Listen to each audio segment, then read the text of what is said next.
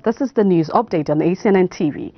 And on the news, as part of the activities of a special prayer convocation organized by the Diocese of Jeba, women organization ably led by the wife of the bishop, Mrs. Orofe Aderogba. The women organization of the diocese is currently observing a prayer walk, and according to the organizers, the special prayer convocation is to sensitize the women within the diocese about the need to come together and raise up their voices to intercede for the land and the nation Nigeria, to pray unto God for the restoration of the glory of God upon the land. We will get you full details of the prayer walk later.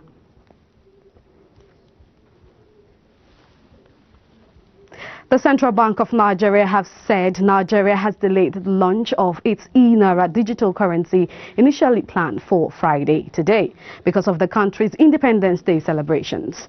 Africa's largest economy was set to follow China and others in adopting a central bank-backed digital currency as it looks to tap into the popularity of crypto and virtual money. The statement did not give details on when the e-money would officially be launched. Central Bank officials did not immediately return calls seeking clarification on the new date. Nigeria has, as people look for ways to avoid the weakening naira currency and counter soaring cost of living and unemployment in Africa's most populous country.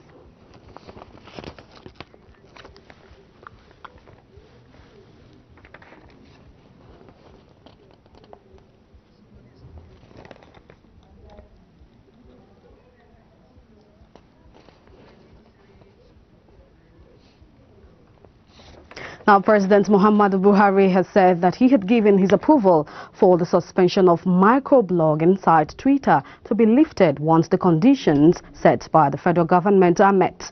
The president spoke about the suspension of Twitter during his Independence Day anniversary broadcast to the nation.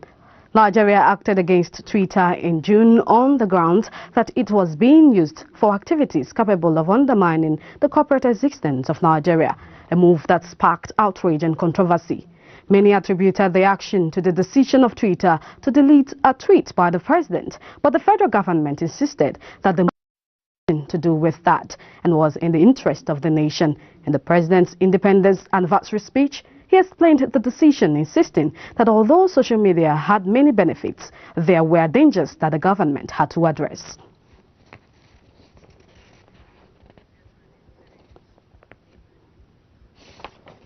Meanwhile, the Socio-Economic Rights and Accountability Project ONSERAP has reacted to President Muhammadu Buhari's directive that suspension of Twitter be lifted based on certain conditions. ONSERAP said it rejects the conditional lifting of the ban on Twitter. The body urged the president to immediately and unconditionally lift the suspension of Twitter operations in Nigeria. According to ONSERAP, such a measure would allow Nigerians to exercise their rights to freedom of expression. Recall President Buhari this morning in his nationwide broadcast to Nigerians to mark the nation's 61st independence announced that he had directed a conditional lifting of the ban placed on Twitter, directing that the suspension of Twitter be lifted only if the conditions by the Presidential Committee. The Nigerian government had banned Twitter due to some of the activities carried out on the platform. Lai Mohammed, the Minister of Information and Culture, had said Twitter was used to carry out activities against the corporate existence of Nigeria. Some activists have blocked roads in the Federal Capital Territory, Abuja, protesting bad governance. In a video posted by an activist, Omoyele Sowore, on his verified Facebook page, saw a large number of protesters chanting solidarity songs. The post was captioned, "Independence Day. Protesters commence #Revolution Now, #Buhari Must Go protest in Abuja." This comes as the country is celebrating its 61 years independence anniversary. Although many Nigerians have frowned on the Independence Day celebration owing to the current hardship and security crisis bedeviling the nation, activities are currently ongoing in many parts of the country.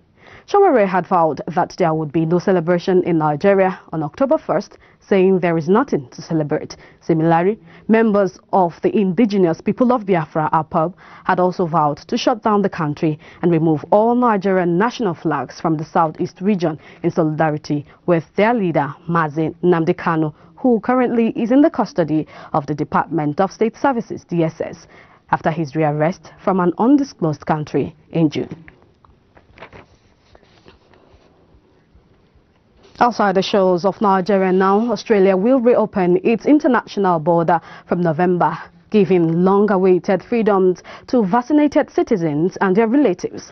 Report says since March 2020, Australia had some of the world's strictest border rules, even banning its own people from leaving the country.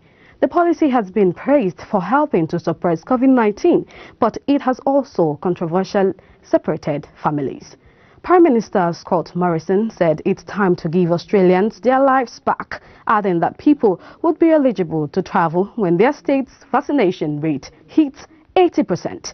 Meanwhile, travel would not immediately be open to foreigners, but the government said it was working towards welcoming tourists back to their shores. But at present, people can leave Australia only for exceptional reasons, such as essential work or visiting a dying relative.